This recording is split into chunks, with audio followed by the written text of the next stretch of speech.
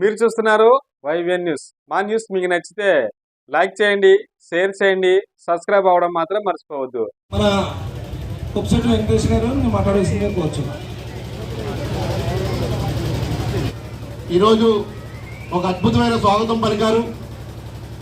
పెంటకోట చరిత్రలో ఎప్పుడూ కూడా మర్చిపోలేని విధంగా అనితమ్మకి అపూర్వ స్వాగతం పలకడం ఇది రెండోసారి అనుకుంటా.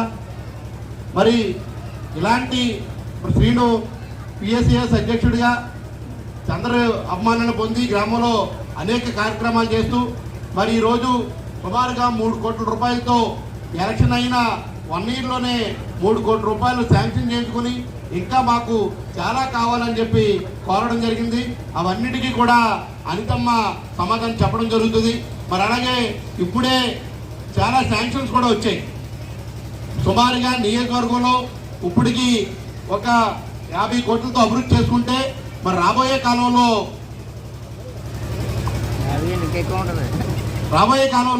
మరింత అభివృద్ధి చేయడానికి మరి అనితమ్మ సిద్ధంగా ఉన్నారు. మీ అందరికీ తెలుసు 2014 నుంచి 19 వరకు కూడా సుమారుగా నియోజకవర్గంలో 1000 కోట్ల అభివృద్ధి చేయడం మనందరికీ తెలుసు. ఎమ్మెల్యేగానే అంత అభివృద్ధి చేస్తే ఈవేళ హోంమంత్రిగా రాష్ట్రంలో ఒక ఉన్నత స్థాయిలో ఉంటూ మన నియోజకవర్గాన్ని అభివృద్ధి చేయడమే జయంగా పెట్టుకున్న సంగతి మరి రాబోయే కాలంలో మీరు అందరూ చూస్తారు. మరి మీ అందరికీ తెలుసు ఈ రాష్ట్రంలో జరుగుతున్నటువంటి విషయాలు మీ అందరికీ తెలుసు.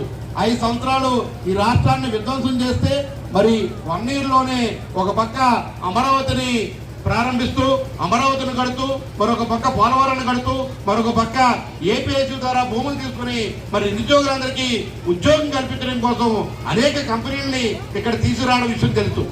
ఒక్క అమ్మఒడి పేరుతో ఒక్కరికే ఇస్తే ఈ రాష్ట్రంలో ఉన్న ఆస్తులన్నీ కూడా మరి విశాఖపట్నంలో ఉన్న బస్టాండు, కలెక్టర్ ఆఫీసు అన్ని అమ్మేసిన సంగతి మీ అందరికీ తెలుసు. మరి ఇవాళ ఒక పక్క అభివృద్ధి, మరో పక్క సంక్షేమం. ఎంతమంది పిల్లలుంటే అంతమందికి కూడా తల్లికి వందనం పేరుతో మరి 15,000 రూపాయలు ఇవ్వడం మీ అందరికీ తెలుసు.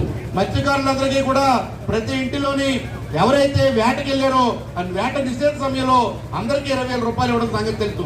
మరి అలాగే రైతు అన్నదాత సుఖీభావ కింద ప్రతి ఒక్కరికి కూడా 25,000 రూపాయలు ఇవ్వడం కూడా మీ అందరికీ తెలిసిన విషయం. మరి ఎక్కడా కూడా చంద్రబాబు నాయుడు గారు, పవన్ కళ్యాణ్ గారు, మరి లోకేష్ గారు, మోడీ గారు సహాయంతో మరి రాష్ట్రాన్ని ఎక్కడ ఎవరిని ఇబ్బంది పెట్టుకుంటా ప్రజలందరినీ కూడా సంక్షేమ పథకాలతో ముంచెత్తుతూ మరో పక్క గ్రామాల్లో ఆ రోజు 5 సంవత్సరాల్లో ఎక్కడా కూడా దుర్మార్గమైన పరిపాలనలో ఒక రోడ్డు కానీ, ఒక కాలువ కానీ, ఓ బోర్డు కానీ లేని సందర్భం మీ అందరికీ తెలుసు.